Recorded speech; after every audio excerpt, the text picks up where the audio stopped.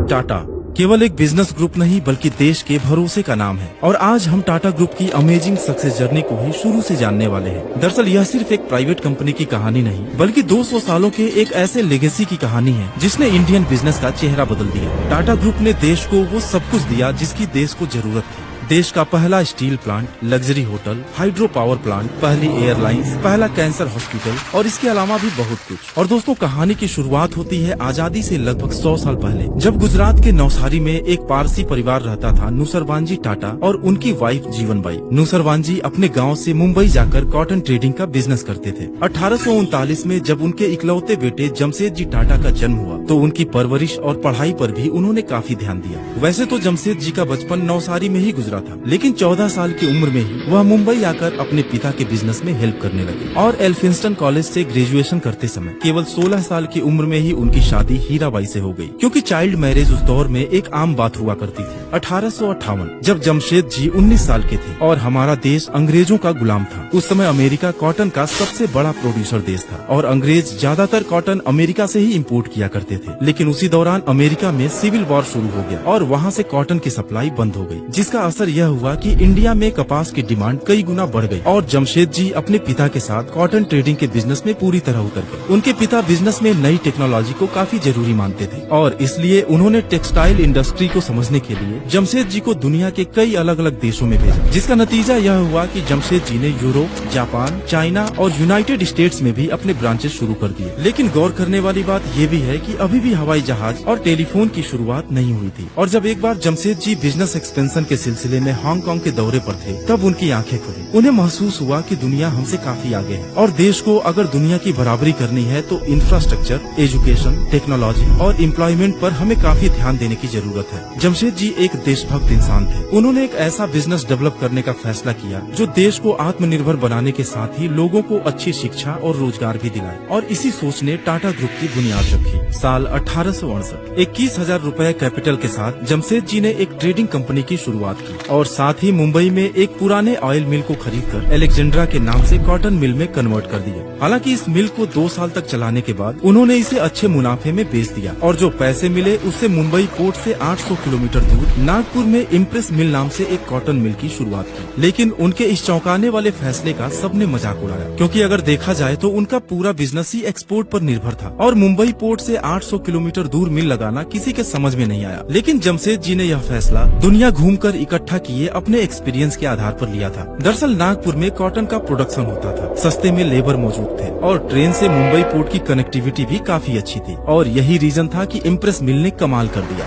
सैकड़ों लोगों को रोजगार मिला और टाटा ग्रुप फेमस होने लगा। एक तरफ जहां अंग्रेजी हुकूमत हम भारतीयों को नौकर समझती थी और हमारे मजदूर दिन रात जानवरों की तरह काम करते थे, वहीं जमशेद जी ने एम्प्लॉइज वेलफेयर के बारे में सोचना शुरू किया और इम्प्रेस मिल कर्मचारियों के लिए भविष्य निधि यानी कि प्रोविडेंट फंड, इंश्योरेंस और ग्रेच्युटी जैसी स्कीम्स की शुरुआत की। यहाँ तक कि फैक्ट्रीज में वर्किंग कंडीशंस को सुधारने के लिए नौकरी का समय 8 घंटे कर दिया गया, सुरक्षा के उपकरण लगाए गए और बिना सैलरी कटौती के छुट्टियों की शुरुआत भी जमशेद जी ने ही किया था। दोस्तों जमशेद जी के 4 ऐसे ड्रीम्स थे जिनके बिना देश की तरक्की पॉसिबल नहीं थी और उनके वो सपने थे एक आयरन और स्टील कंपनी की स्थापना जिससे देश का इंफ्रास्ट्रक्चर मजबूत हो सके, एक वर्ल्ड क्लास होटल की शुरुआत क्योंकि उन दिनों इंडियंस को यूरोपियन होटल्स में एंट्री नहीं मिलती थी, एक वर्ल्ड क्लास एजुकेशनल इंस्टीट्यूट और एक हाइड्रो इलेक्ट्रिक पावर प्लांट जिससे हमारी इंडस्ट्रीज का तेजी से विकास हो। और उनके इन ड्रीम्स को पूरा करने के लिए उनके दोनों बेटे दोराबजी टाटा और सर रतन टाटा पूरे जी जान से उनके साथ लगे हुए थे। लेकिन दोस्तों आपकी जानकारी के लिए बता दूं कि हमारे रतन टाटा सर के ग्रैंडफादर का नाम भी सर रतन टाटा ही था। साल 2003 में जमशेद जी का एक सपना हकीकत में तब बदला जब मुंबई के कोलाबा तट पर ताजमहल होटल खोला गया, जो देश का पहला ऐसा होटल था जिसमें इलेक्ट्रिसिटी थी। हालांकि बाकी बचे 3 सपनों के भी वो काफी करीब थे, लेकिन अनफॉर्चुनेटली साल 1904 में जर्मनी में उनकी डेथ हो गई। जमशेद जी टाटा के बाद उनके बड़े बेटे दोराबजी टाटा ग्रुप के चेयरमैन बने, लेकिन उनके ऊपर प्रेशर था अपने पिता के अधूरे काम को पूरा करने का और काफी मुश्किलों बाद साल 1907 में उन्होंने टाटा आयरन एंड स्टील यानी कि टिस्को की स्थापना की, जिसे आज हम टाटा स्टील के नाम से जानते हैं। और आपको जानकर हैरानी होगी कि आज का जमशेदपुर, जिसे हम टाटा नगर के नाम से भी जानते हैं, उसे टिस्को एम्प्लॉइज के लिए साक्षी सिटी के नाम से दोराबजी ने ही वापस आया था। दोस्तों अब समय आ गया था जमशेद जी के बाकी बचे 2 सपनों को पूरा होने का, जिसे दोराबजी टाटा ने साल 1909 में इंडियन इंस्टीट्यूट ऑफ साइंस और 1911 में टाटा पावर की नींव रखकर पूरा कर दिया। दोराबजी को बिजनेस के अलावा गेम्स में भी काफी इंटरेस्ट था और भारतीय खेलों को प्रमोट करने के लिए इंडियन ओलंपिक मूवमेंट की शुरुआत भी उन्होंने ही की थी। आगे चलकर जब भारतीय ओलंपिक संघ बनाया गया तो सर दोराबजी टाटा उसके पहले अध्यक्ष बनाए गए।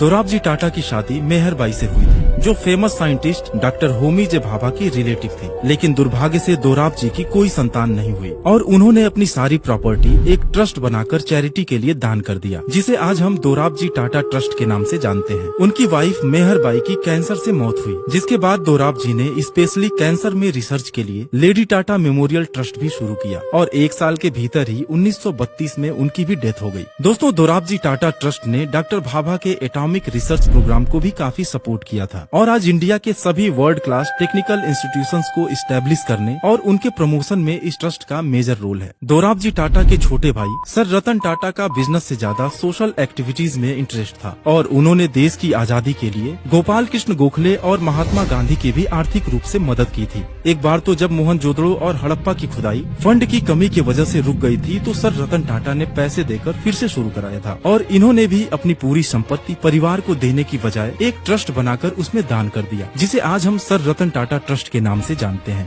दोराबजी के बाद टाटा ग्रुप की कमान सर नौरोजी सकलतवाला को दी गई। दरअसल जमशेद जी टाटा उनके मामा थे और उनके ड्रीम्स को पूरा करने में सकलतवाला ने दोराबजी टाटा के साथ मिलकर दिन रात कड़ी मेहनत की थी। और आपको जानकर हैरानी होगी कि टाटा ग्रुप में नौरोजी सकलतवाला के कैरियर की शुरुआत मुंबई के स्वदेशी मिल से 50 रुपए महीने की सैलरी पर एक क्लर्क के रूप में हुई थी। सकलतवाला को कंपनी की कमान उस समय सौंपी गई जब दुनिया मंदी की चपेट में थी। उन्होंने कंपनी की ग्रोथ को बरकरार रखा, लेकिन साल 1938 में हार्ट अटैक से उनकी मौत हो गई। और दोस्तों अब हम बात करेंगे टाटा ग्रुप के अगले और सबसे क्रांतिकारी लीडर जे.आर.डी. टाटा के बारे में, जिन्होंने टाटा ग्रुप को दुनिया के हर कोने में पहुंचा दिया। 50 सालों तक वह टाटा ग्रुप के चेयरमैन बने रहे और $100 मिलियन और 15 कंपनीज के टाटा ग्रुप को $5 बिलियन और 95 कंपनीज का ग्रुप बना दिया। वह देश के इकलौते इंडस्ट्रियलिस्ट थे जिन्हें भारत रत्न से सम्मानित किया गया। असल में जे.आर.डी. जी के टाटा ग्रुप का चेयरमैन बनने का किस्सा भी बड़ा दिलचस्प है। दरअसल उनके पिता रतन जी दादा भाई टाटा जमशेद जी टाटा के कजिन थे और उनकी माँ सुजैन फ्रांस की रहने वाली थी, इसलिए उनका बचपन भी फ्रांस में ही बीता। और जब गवर्नमेंट के रूल के हिसाब से उन्हें 1 साल आर्मी में काम करना पड़ा तो उन्हें बड़ा मजा आया और उसी नौकरी को वह आगे भी जारी रखना चाहते थे। लेकिन उनके पिता ने साल 1925 में उन्हें इंडिया भेज दिया। जे.आर.डी. टाटा इस उम्मीद से इंडिया आए कि घर की कंपनी है और किसी बड़े पोजीशन पर काम करने को मिलेगा। लेकिन टाटा ग्रुप में परिवारवाद की कोई जगह नहीं थी। उन्हें बिना सैलरी के एज अ अप्रेंटिस काम पर लगाया गया और धीरे धीरे उनके अंदर भी देश प्रेम और समाज के लिए कुछ करने का वही भाव पैदा हुआ जिसकी शुरुआत जमशेद जी ने की थी। और साल 1938 में सिर्फ 34 साल की उम्र में टाटा ग्रुप की कमान उनके हाथ में आ गई। जे.आर.डी. टाटा की जिंदगी रोमांच से भरी हुई थी। वो कहते थे कि जिंदगी को थोड़ा खतरनाक ढंग से जीना चाहिए। उन्होंने फ्लाइट उड़ाने की ट्रेनिंग ली और 1929 में उनको इंडिया का पहला कमर्शियल पायलट का लाइसेंस मिला। 1932 में जे.आर.डी. ने टाटा एयरलाइन की स्थापना की, जिसे 1953 में भारत सरकार ने एयर कॉर्पोरेशन एक्ट के तहत अपने कंट्रोल में लेकर एयर इंडिया का नाम दे दिया। इस तरह सरकार ने उनकी सबसे पसंदीदा चीज उनसे छीन ली थी। हालांकि जे.आर.डी. टाटा 1977 तक एयर इंडिया के अध्यक्ष बने रहे और साथ ही टाटा ग्रुप के बिजनेस का विस्तार भी अलग अलग सेक्टर्स में करना शुरू कर दिया। 1939 में टाटा केमिकल्स की शुरुआत हुई, जिसके तहत शुरू किया गया टाटा नमक आज देश के नमक के रूप में जाना जाता है। 1936 में Tata institute of social science, 1941 में मुंबई में शुरू किया गया एशिया का पहला टाटा मेमोरियल कैंसर हॉस्पिटल, 1945 में टाटा मोटर्स, 1954 में वोल्टास, 1968 में टाटा कंसल्टेंसी सर्विसेज और साल 1987 में टाइटन इंडस्ट्रीज की शुरुआत उनके कुछ रिमार्केबल अचीवमेंट्स हैं। और इस तेजी से बढ़ते एम्पायर की सबसे बड़ी वजह टाटा के एम्प्लॉइज थे।